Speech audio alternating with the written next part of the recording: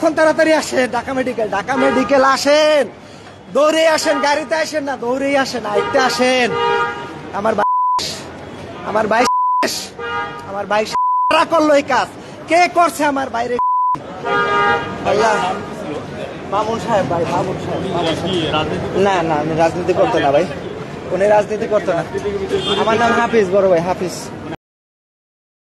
দৌড়ে পালানোর চেষ্টা করছেন মামুন, ঠিক তখনই দুই ব্যক্তি খুব কাছ থেকে তাকে করেন। মাত্র 3 থেকে 4 সেকেন্ডের মধ্যেই মাটিতে লুটিয়ে পড়েন মামুন।